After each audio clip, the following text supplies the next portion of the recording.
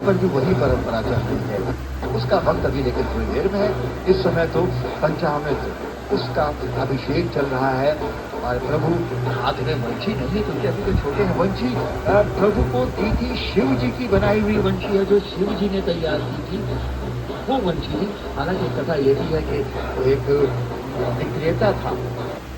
उन्होंने एक बार की दो कथाएं बनती हैं, लेकिन प्रमुख तो यही है कि जब भगवान शिव बाल रूप में देखने आए थे वो तो हमारा मन तो यही कहना बंसी आ जाए, बंसी बंसी बंधन को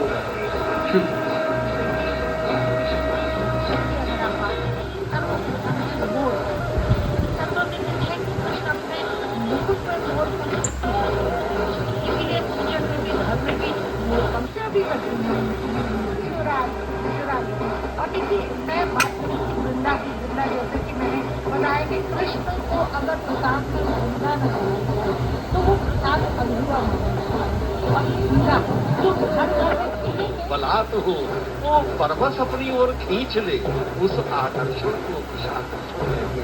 और यहाँ कृष्ण आपके साथ क्या जुड़ गया? यहाँ पर क्या है? प्रतीक है आनंद का, प्रतीक है माधुर्य का, प्रतीक है सामंजस्य का। तो कृष्ण जब ये दोनों कृष्ण धातु के साथ योजन हो जाता है तो क्या बन जाता है?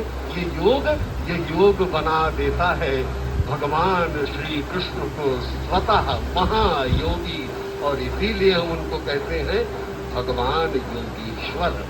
तो ये भगवान योगेश्वर का प्राकट्य है जो हम आप अपनी टेलीविजन स्क्रीन पर यहाँ इस समय देख रहे हैं। वारण के माध्यम से अपने घर पे बैठ कर श्री कृष्ण का ये दिव्य दर्शन कर रहे हैं, उनके प्राकट्य का उत्सव मना रहे हैं, उनको निहार रहे हैं। और ये निहारना क्यों? निहारना इसलिए कि छवि ही ऐसी है जिसका संकलन संचयन हर हृदय करना चाहता है। दीपिका जी क्या कहें? जी, ये बात आपने बिल्कुल ठीक कही कि इसका संचयन हर हृदय करना चाहता है। यूं तो हम बार बार कृष्ण को संबोधित कर रहे हैं भगवान के नाम से, लेकिन मैं आपको बताती चलूं कि ब्रजवासियों के लिए कृष्ण भगवान कभी नहीं रहे। वो तो उनके प्यारे नटखट नंदलाल, मनमोहन, कृष्ण कन्हैया, गोकुल चंद और गाय चरैया रहे, क्योंकि उन्होंने कभी ये बात स्वीकार ही नहीं की कि नंदलाल जो है वो प्रभु का अवतार है। उनके लिए तो वो उनके नटखट नंदलाला थे। और प्रभु की जो छवि है, आज जो इनका स्वरूप है वो ऐसा है, नील गगन सम सांवरा, तन कोमल सुकुमार, अरुण अधर मुख चंद्रमा, नैन रसिक रत्नार, कर मुरली कटिकाचनी, गल वैजंती माल, मोर मुकुट छवि शोभनी, जय यशोदा के लाल।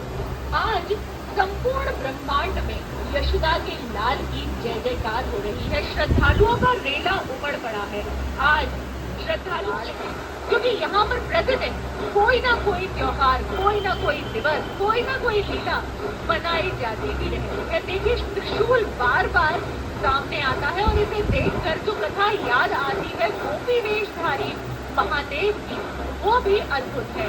जब महाराज का दृश्य हुआ, जब महाराज की लीला हुई, उस समय देवादिदेव महादेव के मन में ये विचार आया कि मैं भी इस महाराज में शामिल हो जाऊं।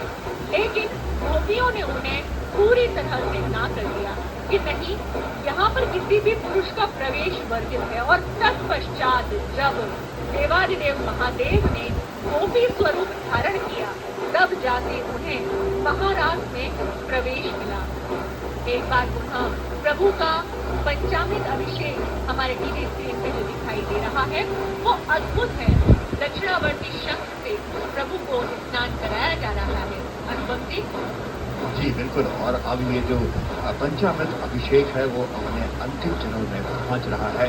बस थोड़ा सा ही वक्त बचा है। उस विशिष्ट जो वो बात रहती है, पेट यानी स्वाद की विशिष्टता है पूरे ब्रजमंडल में।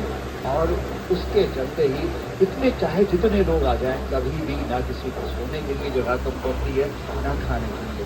बहरहाल हम तो जो बात कर रहे हैं माधुर्य भाव की भक्ति, जो भक्ति 5 तरीके की होती है। शांत भाव की भक्ति यानी सिर्फ ईश्वर को सर्वोच्च मान के परम सत्ता मान की करना। दास्य भाव जिस